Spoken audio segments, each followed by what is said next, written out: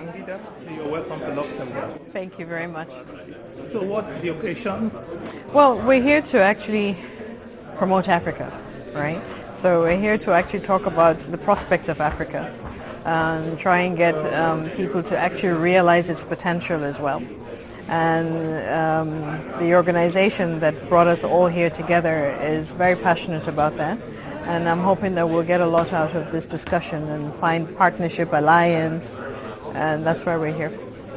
You are the chairperson of the Better Life for African Rural Women. Yes. Tell us about that. Well, it was an organization that was founded by my mother about 32 years ago. And what she realized was that the potential of the rural woman, she was very passionate about that and wanted to accentuate her potential. So she went into a massive campaign in Nigeria where she brought out the rural women, got them into little enterprises, gave them the basic adult literacy programs. So that way they're brought into the economy as well. So unfortunately she passed away 10 years ago and I inherited it gladly because this is what I grew up with and this is what I know and I'm very passionate about the same thing. So I took it holistically and with great pride as well. But what I wanted to do now was to do something innovative because the woman has evolved and she has different needs now, but not running away from the initial concept of adult literacy and empowerment.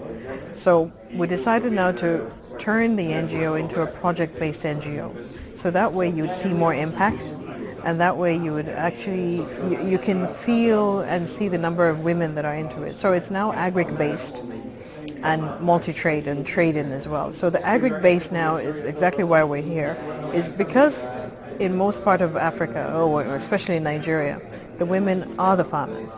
So trying to add value now to that when she's farming, and then we put a processing together, and then a storage, and then access to finance, and then access to market as well. So this is still also doing the same adult literacy because she needs that basic adult literacy to be able to transact her business with the population. So you inherited the same structure? Yes.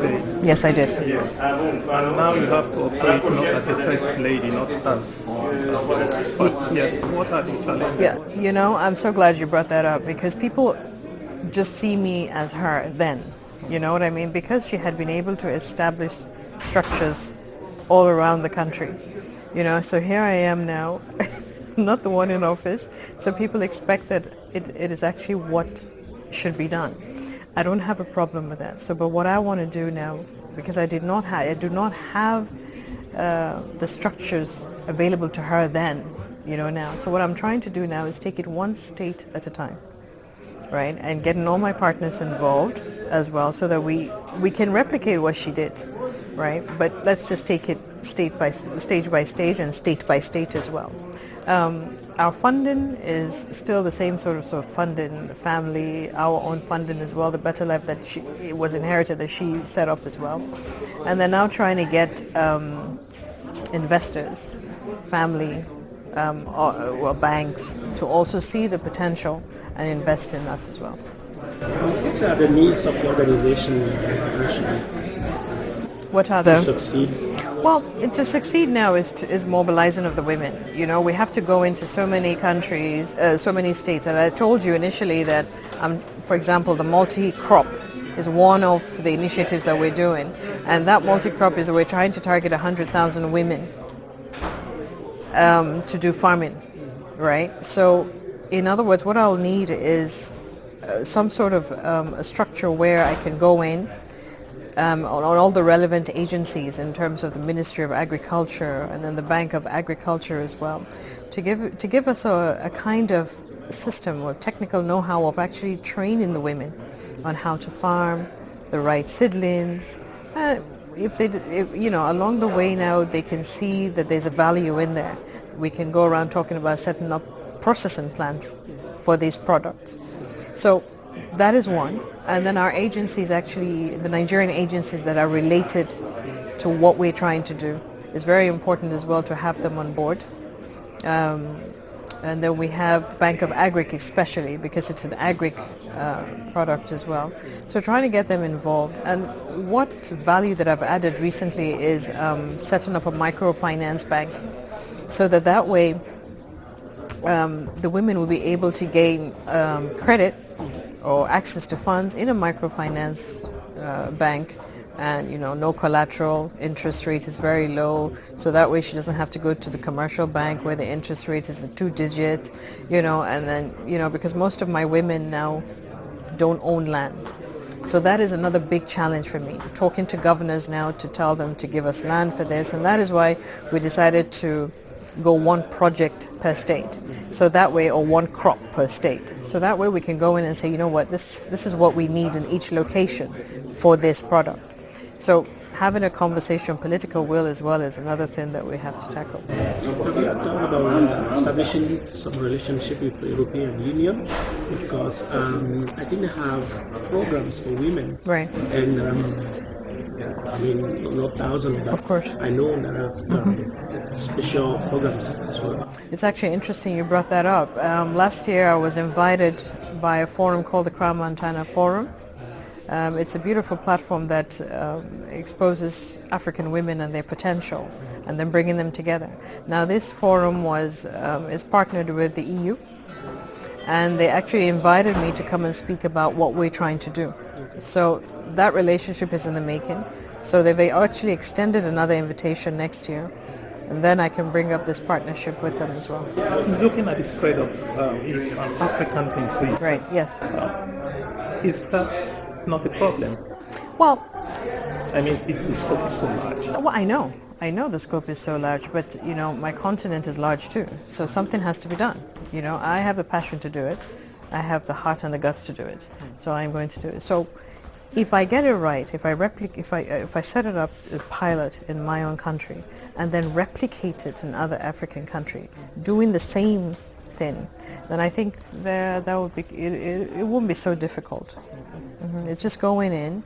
As I said, political will is something that you need in African establishments. So some of us do have that, and then so we can go in and say, okay, fine, we have this project. We're only trying to enhance what each government is trying to do as well. Do you have set marks for evaluating your performance? Yes, absolutely, because we actually just recently set up an M&E in the structure, because that's something that was never established. So along the way now we have to go and make sure that all our projects are monitored and evaluated, not just for my sake, but also for them as well, the rural men, but also these investors that we're trying to get in as well, so that they can actually see a track of what we're trying to do and the impact as well. So any organization have different level of knowledgeable women that can take care of the organization, in different level. Well, the organization is set up in a way that the headquarters is, I'm right there, and then we have all the relevant directors that are there as well.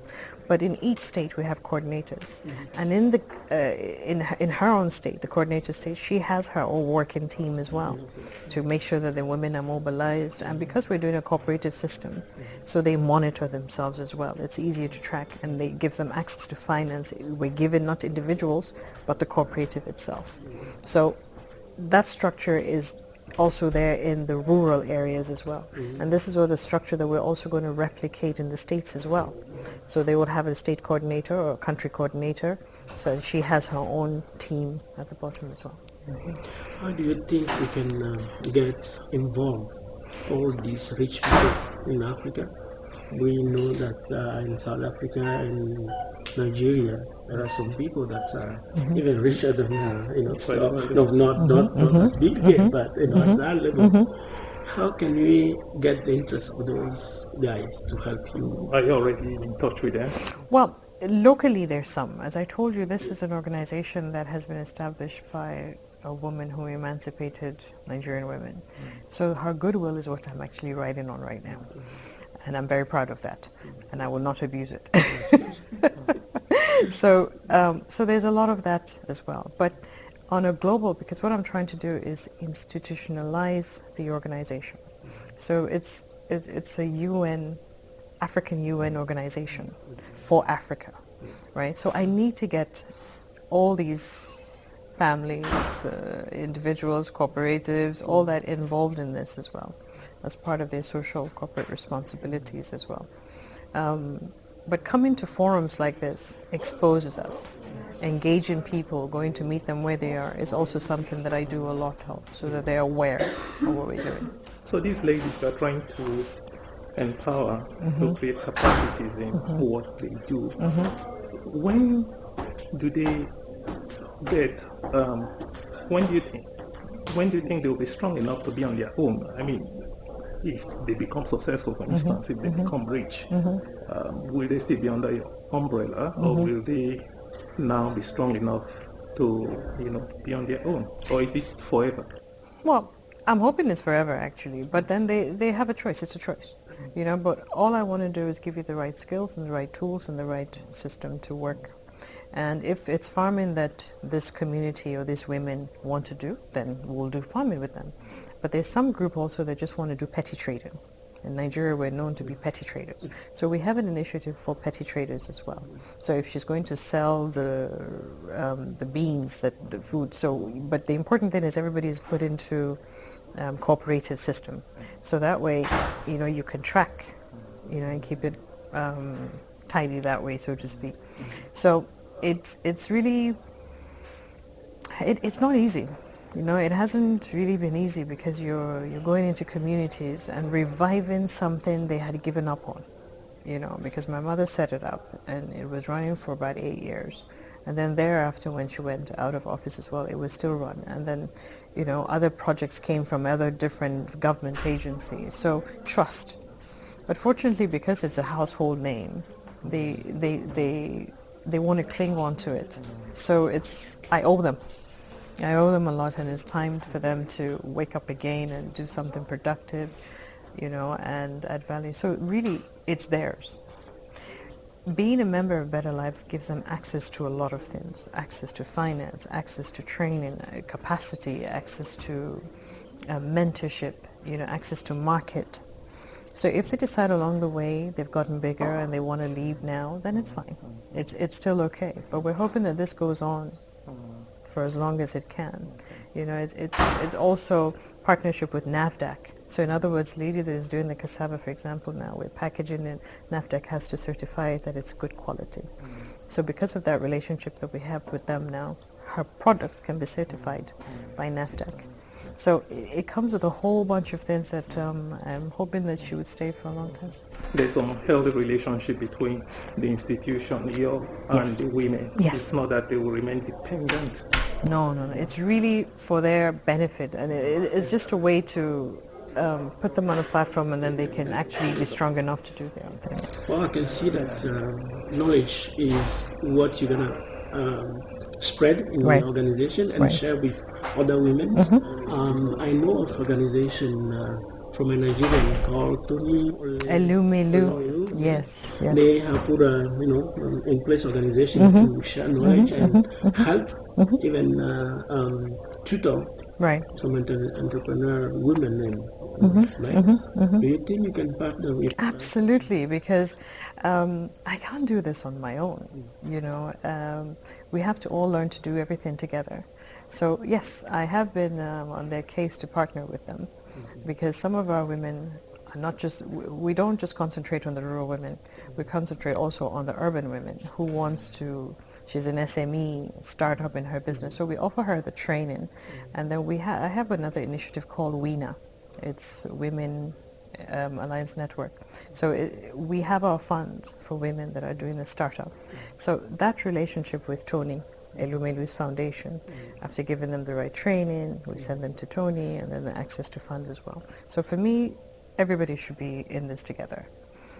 Since, in my country is 198 million people, and they all need to be empowered.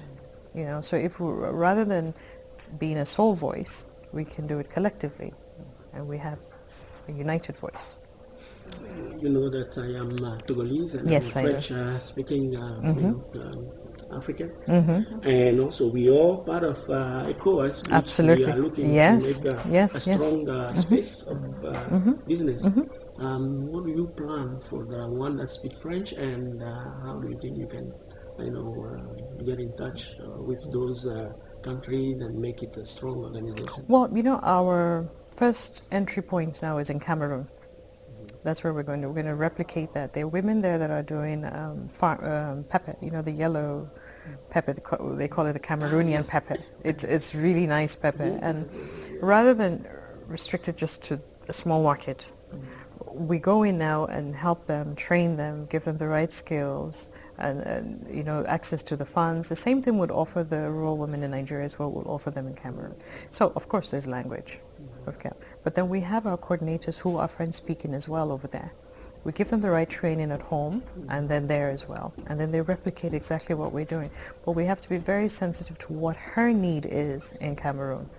Since this is what she wants, she's a farmer, pepper, so we'll enhance it. And that's what we do. So we'll come to Togo too. Yes. You will be welcome.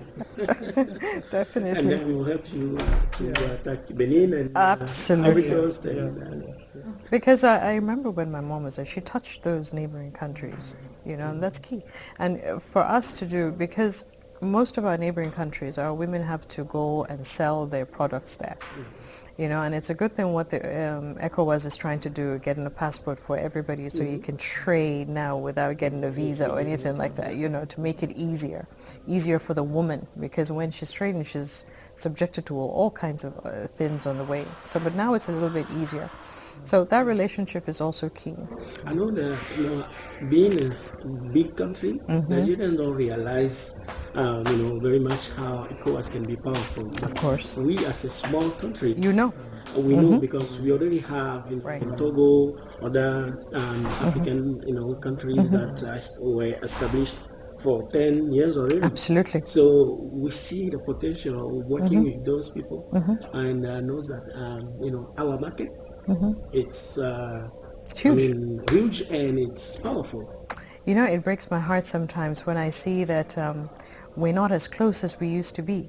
Our neighbors, we're not as close. But the potential of actually bonding together and doing things. I remember in the past, about maybe 30, 40 years ago, well, still in my 40s, but then I saw that all the neighboring countries looked up to Nigeria as a big brother. Ah, yes. And we supported them. Still a big brother. Well, we still are, with one leg, and we supported them in everything, and they supported us in every way they can as well. So sometimes it disturbs me to see that it's not as tight as it should be. We're not as concerned as we should be, So I would like to have an opportunity where I can address this, where presidents can actually see that, we need to stick together. We need to do things together. We need to trade together. And we need to establish finances together, So that way we turn out quite, ECOWAS is quite a strong organization. And West Africa as well is very strong. So there's a lot we can do. Talking about these women and their needs, what would you say their needs really are? Because there are different women living in different communities. Absolutely. With different technical backgrounds, some educated, some not educated. So how do you determine who gets what? No, funny enough, they all have one, based on the little experience that I have. Going from one community in a different state to the other in a different location, I realized they have one thing in common. they want their children educated. So they would do anything to have their children educated. But that as a side, we don't impose thoughts on them. We go and have a conversation with them, ask them what they're doing, what they want to do. But whatever they want to do, it has to be scalable. There has to be a market for it. So we just enhance that, really. So it's because with experience, I've come to realize that once you now give your thoughts to them and you tell them this is what we think you should do, it doesn't last for too long because it's not them. They don't feel it, So I respect that. I mean, nobody can come to my house and tell me what to do, right? So I respect the fact that I'm coming to you. I just want to aid, right? So what can I do to help you grow? Right, and they would tell us this, they want that, and we in mind that we see them, they're farmers as well. So we'll enhance it. Do you have to address some traditional issues? I beg your pardon? But do you have to address some Absolutely. Traditional, cultural, religious, all that. So at each entry point we go into a community, our first port of call is the village head and the religious leaders. They're all men. So sit down with them and make them understand our motives, what we intend to do and how we intend to do it. We're not breaking away from the norm. We're not breaking away from tradition or religion. It's just to enhance the community. Now, if she's trained, she can add value to the family. She can add value to the community. And what we come with is also can also grow the community. So giving them their respect, giving them their dues, they're fine with it. So what resistance have you encountered? There must be some challenges. Honestly, because as I told you, I'm riding on goodwill. So they're so used to hearing that name that they're like, okay, so there's a trust factor. I'm not politically associated with anybody. I'm not a politician. So they all, because the first thing they would do if you went into their community, you run in for office. But here they identify this brand with progress. So that is an automatic access for me. So I haven't really had any challenges in that regards, especially with the fathers and the communities, because it's just respect. You give them their respect, you give them their dues, they would make anything and everything available for you. You give them the face as well. Have you encountered some resistance from those women's husbands? Yeah. Where are the points of challenges? The points of challenges are not with the men, are not with the husbands, because I'm a woman as well. I'm an African. I know how to kneel down and greet my elders. I know how to conduct myself with them as well. Now, where the challenge is that letting the men, let them own lands. That is a challenge. Or let them go out to market. That is a challenge. But what I realized then as well, I sat down and I said, okay, fine. Since you don't want them to go all out to the market, what can we do? How can we do this? I said, no problem. They can give us their products and we'll sell it for them. I said, fine. That's okay. You women, are you okay with that? They said yes. But my condition is the price, right? You have to be fair. You make sure you give her what is due to her and do not shortchange her in any way. And when you come back, there will always be a bag of fertilizer waiting for you to do your own farm. So something has to give in that way. It's just conversation, I think.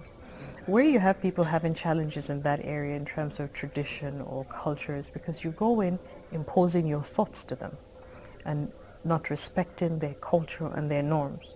I'm an African. I know my culture and I know my norms. So I will not distort that in any way. But mine is the land issue. Mine is a land issue, and mine is the fact that sometimes there's certain communities I have to convince them, the women, to actually let their daughters that have maybe been divorced or they've gone out of school, they're teenagers, let us train them with a skill. So the challenge now is that the mothers don't feel they should be doing that. They should just go to school, but they don't have the means to send them to school. So hence, bringing them into the economy. So how is your organization coping with security crisis in northern Nigeria and northern Cameroon in context of women living in those communities, your previous assistance to build capacities among them? Because we understand that it's quite dangerous in some communities for people to go farming. So how are you responding to challenges? You know what we did in the north east, in Borno in particular, we identified that we can. I mean, we did a lot of training. We trained a lot of women in the camps in Borno. But for me, that wasn't because they're so isolated in the camp. So farming isn't something that who are they feeding? You know, what they can't sell stuff. They can't sell anything because Borno is so isolated. But along the way, we had to rethink about how we need to help them. Soft loans to really do what? You know, I know that they're heavy on livestock, cows, goat, sheep. So they're really into that. So I guess that is where our focus would be, livestock. You know, giving them soft loans so they grow and multiply them. Because that's where people would come. There's always the 2 Muslim holidays. And then they can sell their ram, fatten them up, and then sell them up. So I noticed that in that region is what works. So going there, we go with the international agencies. We're partners with the UN Women and the UNICEF. So these agencies are already there. So whenever they go, we go along with them. So that security issue for us, our personnel, is limited since we're not going actually into areas that are dangerous to us. Same thing in Cameroon as well. We don't touch those areas, and we try not to. But we try to support women wherever they are with soft loans to do any little petty business or trading like that. Hence the microfinance bank. Do you expect any partnership with European organizations, and what are you expecting from them? I'm hoping so. I'm really hoping so because, as I said, I'm trying to institutionalize the organization. So it'll be nice for international organization to have confidence in an organization that delivers, right? So it'll be great to, and this is why I attend all these seminars, so I can pinpoint who can actually add value. And if you notice during the end of my talk, I said, what can you do to help me? Because growing is not for me personally. It's for us in the continent. It's for them as well that will partner with us as well. Because I could find a partner there that is interested in ginger. And I have a whole state that is producing ginger. And they can come in there and say, okay, fine, let's partner with her so we can be off-takers for all our women in ginger. So I'm hoping so. You have a website that we can share with people? Yes, I do. My final question it's still on social security, right? Especially in northern Nigeria, because we see the challenges that part of the country is encountering right now. But would you say it's as a consequence of collective failure on the part of everybody? I mean, people who have tried to do things before, including institutions like governments, NGOs and all that. For instance, I would say the security crisis in northern Nigeria has to do with a lot of young people are disconnected from social production, and then they can easily be enticed to be part of the crisis, not just in Nigeria, across the Sahel.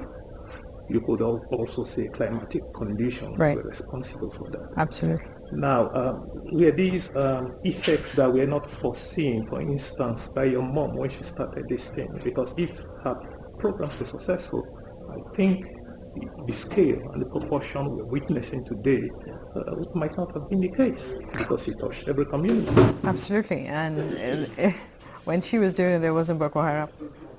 Okay? And all insurgency it was close to non-existent in Nigeria. Okay? So there was that freedom to do as. But here we are now, we have that situation at hand.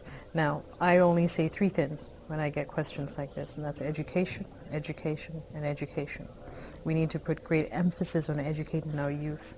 Now, once they're educated, in their mind, nobody would come up to them and give them a bad interpretation of what they know as their religion.